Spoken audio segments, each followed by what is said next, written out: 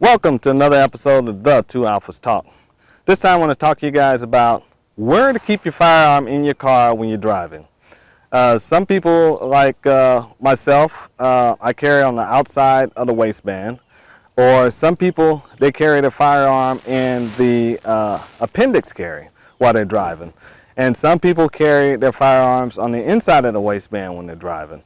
So is that weapon accessible for you to grab while you're sitting in the driver's seat? Can you grab it fast? Have you practiced grabbing it fast? Can you practice once you engage a target, can you reholster it easy? Or do you just need to sit it in the console? There's 7 different ways to carry a firearm in the car. One, you can carry it in next to your seat, wedge it in between the seat and the console, or you can keep it inside the console itself where the cup holder is, or if you have those pull-back consoles, you can keep it in there, or you can keep it underneath your leg, or a lot of people have been buying, what are those, magnets, where you can stick the magnet underneath the dashboard and have your weapon on it, and you just grab the weapon readily accessible. Never keep the firearm underneath the seat because you have no way to secure it, and it's going to take you a long time to get it. And if you have to stop suddenly or accelerate suddenly, the weapon is going to be way behind you unless you have a device that's securing that firearm underneath the seat and keeping it in the same position all the time. Now, some people also keep them in the glove box.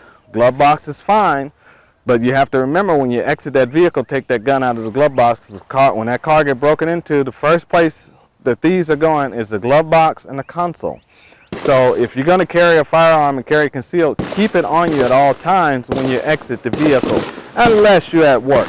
If you're at work and the places don't allow you to carry those firearms in those places, secure it in the back or secure it in the safe, a vehicle safe, so you know that the weapon is actually secured.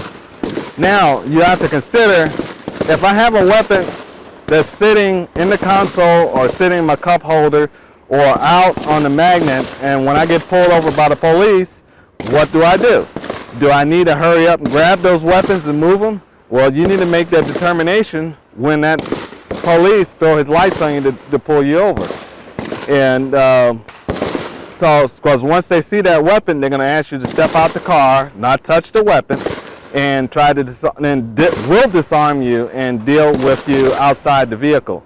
If you let them, now, if you have a concealed weapon permit and you keep your hands at the 10 and 1 o'clock position and you don't have time to secure that weapon to keep it out of their way, just make sure you tell them, I have a concealed weapons permit, my weapon is visible, and how do you want to proceed, officer?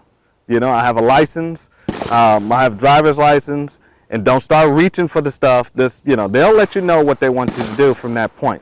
But you must notify them in certain states, even if it's a state that you don't notify, if that weapon is going to be visibly seen when that police officer come up, let them know what's going on before they see it and then they react. Because their first reaction is drawing their firearm and trying to get a bead on you. And and things can go wrong within that split second.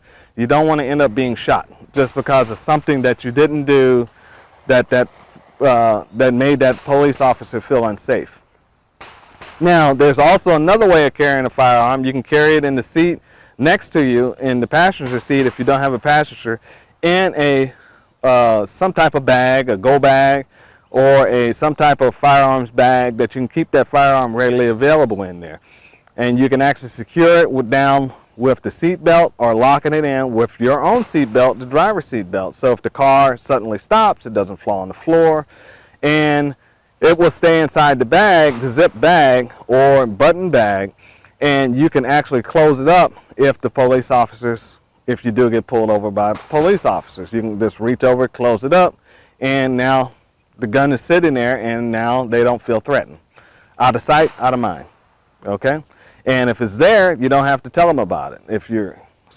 Not unless you're in one of those states that you have to expose and tell that you do have a weapon. That is also something to consider. A lot of you guys run around with ARs and AKs sitting in the passenger seat too. That's something also needs to be considered. If you get pulled over by police, they see that AR and AK, the first thing they're going to think is high threat. So you got to, You know, think about, okay, if I'm going to carry that weapon right there like that and I'm driving around, and if I get out of that car, how am I securing that weapon? You know? Now, if I'm driving from point A to point B with that weapon laying in like that, that's not a problem. But if I'm driving around, I'm stopping and I'm shopping, well, I'm going to take this AR out and throw it in the trunk. When I get there, then now everybody just saw me put a weapon in my trunk. I just alerted that the local thieves that's sitting around, hey, go hit this trunk, you can get you a free weapon. So there's certain things you need to think about when you're actually doing stuff like this. Some of you guys have some ideals. You've been doing this kind of stuff for a long time, haven't had any problems.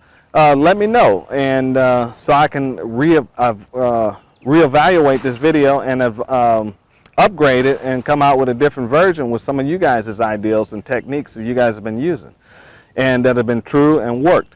A lot of you guys have been pulled over by law enforcement. Law enforcement has been friendly.